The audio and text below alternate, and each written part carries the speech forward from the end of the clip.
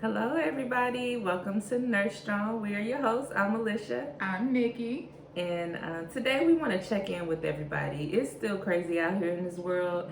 It's still, is it, are we in quarantine? Are we not in quarantine?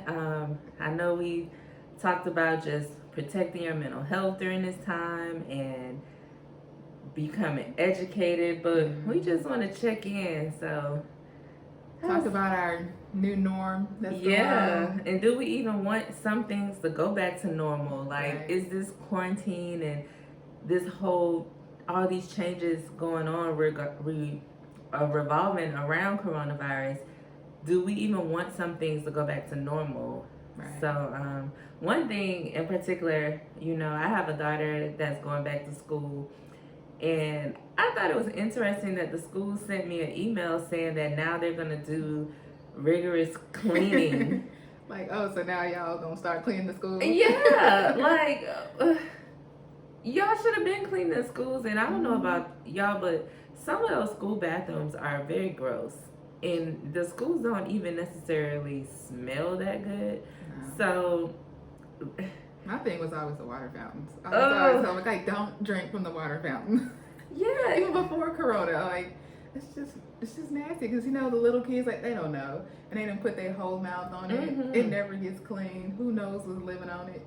I don't understand why that wasn't a priority before. It's like, oh, we should thoroughly clean stuff, especially with a bunch of little kids running around. Yeah, and staying out of people's face, mainly strangers. True.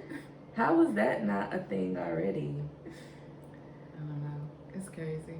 Mm. What do you think about the gyms?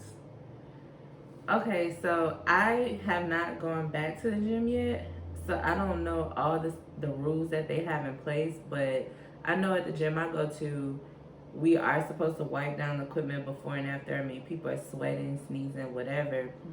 I did hear something about they are timing people on the machines or something. How you gonna time my workout? Like, They'll tell you how long you can work out for. Yeah, that's. They don't know what you're there for. Makes me not want to go. Well, then I saw this one gym. Each machine they would cover and they would put like a plastic wall up around it, like clear plastic wall, I guess, for people who are sweating. And they were like, well, if you wiping your sweat off your forehead and it's flying across the room, so the plastic contains it. And so then when they're done, they change the plastic out. It's just like, well, why even bother? Like, yeah. So I think, speaking of the gym, that's one of the positives that I feel like has come out of this. I have started working out from home. Well, I was always a home workouter. Yeah, I was in between because I am one of those people who like to look good, but it's not automatically. Right. I don't do what I'm supposed to do all the time. Not because I don't intend to or I don't want to, but I was going to the gym because I felt like at that time it was easier for me to go to the gym, and then I'll work out at home sometimes. Right. But I have had to make that decision. Like, are you going to be in shape?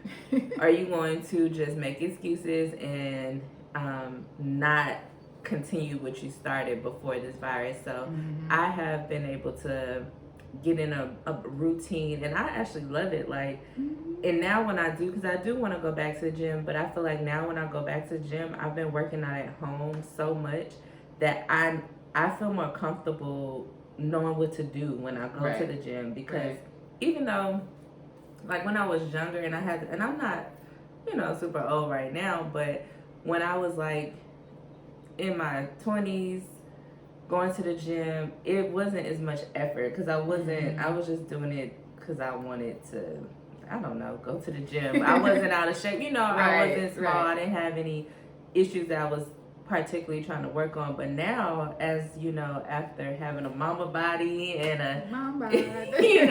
now it's like, no, I need to go. And so I got a little intimidated by some of the things, like, what should I do? Like, do I get on the machines? But it didn't seem to be as effective. I didn't know what exactly was going to work for me.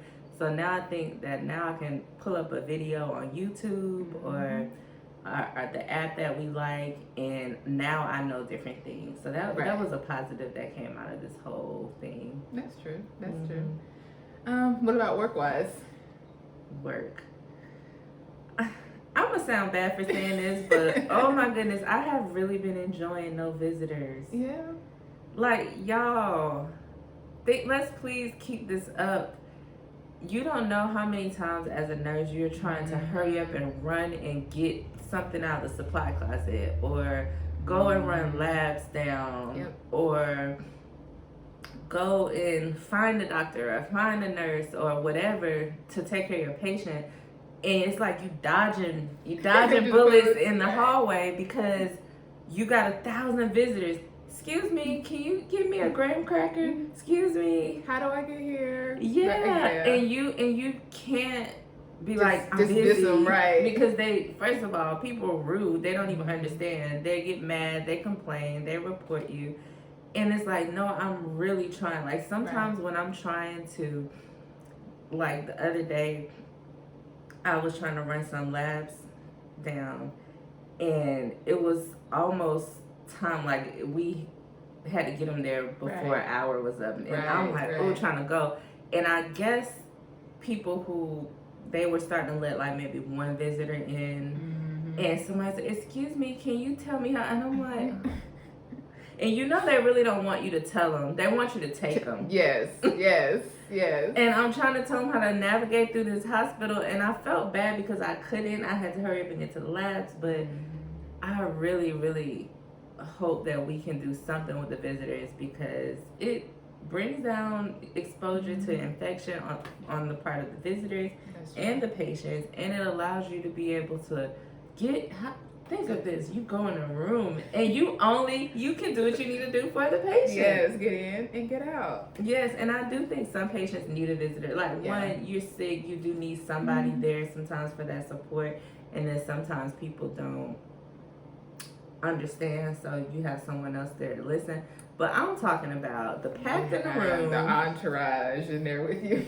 People sitting on the bed with the patient, people bringing all this food, and they need you to get them an extra napkin and an extra fork and some more ice. And it's like, this is a place of healing. It's a hotel, right? Or it's not a resort. So I definitely love that about some of the changes at work with the quarantine. Definitely. What have you noticed at work? So now it's more virtual visits. More elderly population, so that's more of a challenge. And then some of them just be trying to call them and they don't know how to answer it. So it's more time consuming on that end. It's good for the ones who are savvy and know how to work it, but trying to call, an 80-year-old who's never used FaceTime on her phone and trying to explain it to her over the phone without being able to show her. For a lot of them, it just became more of a burden and frustration, and they're just like, I'd rather just take the risk. When can you see me next time? Yeah, I have noticed that some people love it, and then some people, something I learned, and I'm going to do better with as a nurse that I learned from this, is calling people non-compliant.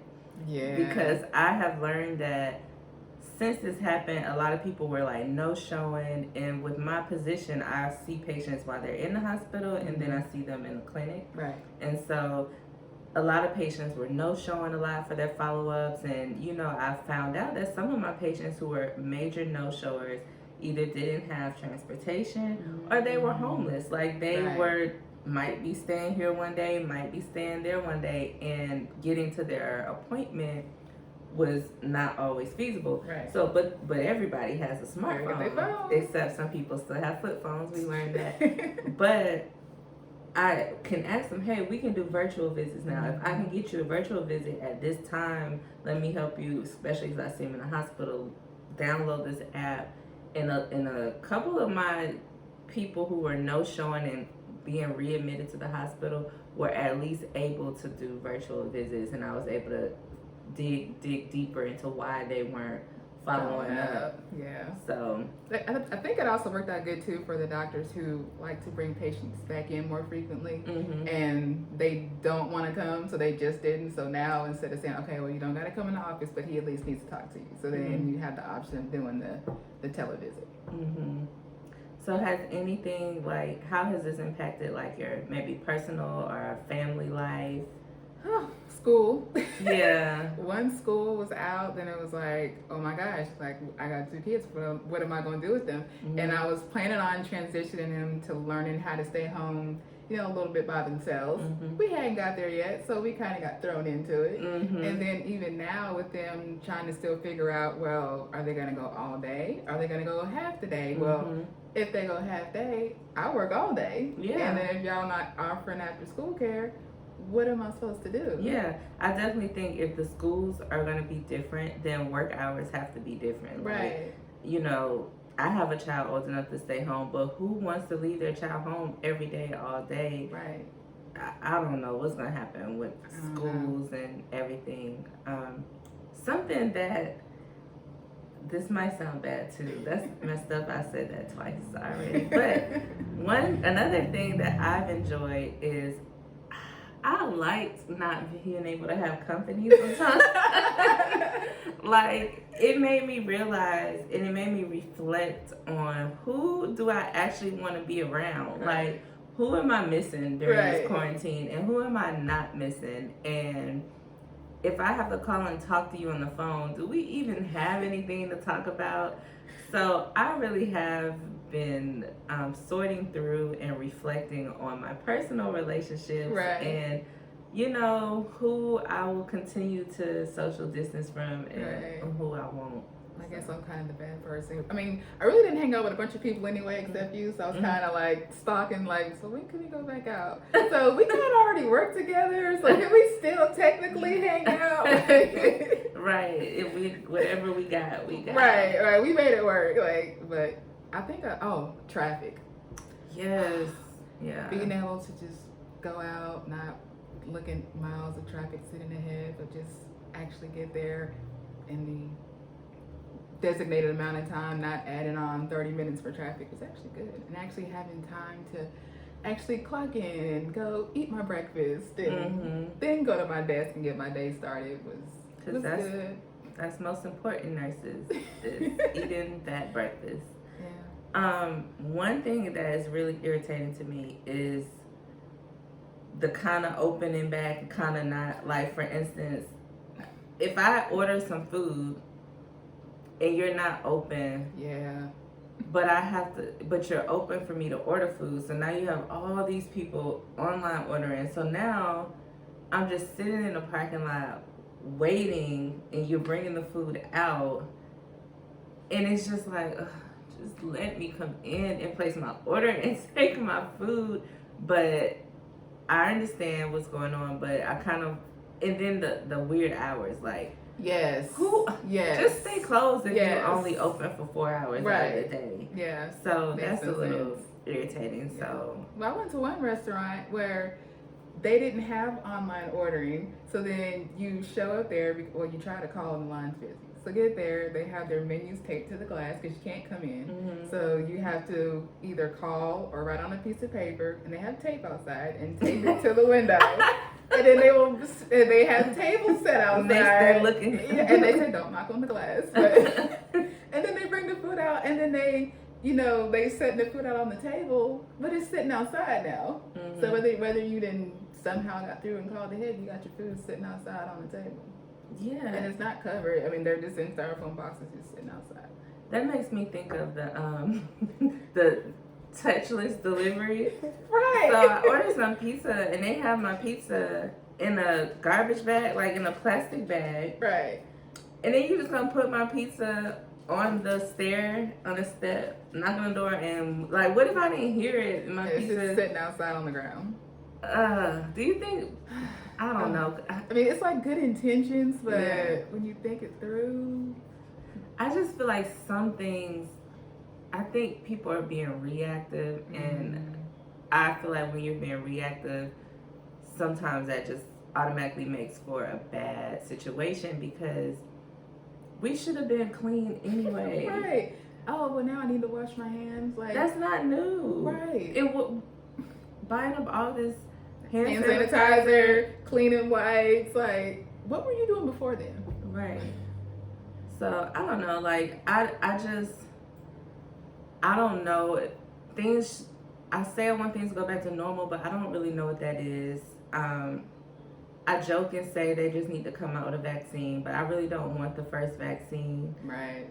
But I also wish they would just give me an antibody test, and I hope that I have it so right. I can feel. You know, it's just so much to think about. So I would just say, like you said before, go with the flow. Be flexible. Be safe in everything that you do. Stay prayed up if that's what you do. Right. Stay clean. Like take showers, wash your hands. Stay out of people's faces. And then find joy and happiness in everything. Like I have found a lot of joy in just enjoying this home that I pay mortgage on. Like before I was hardly ever here. Right. So now I've been able to, you know, maybe since I'm not shopping for clothes, this summer is supposed to be popping for me, by the way.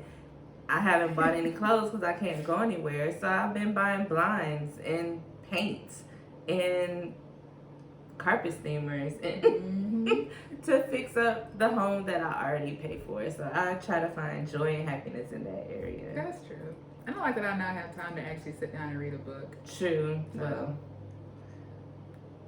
I read, but Nikki reads faster than me. So, yeah. So just stay positive and have fun in everything you do, and just this can't last forever. So it may be a new normal, right? But stay flexible. Then you won't, you know, be so devastated by change. Absolutely. All right. Have a good day, everybody. Thank you. Bye.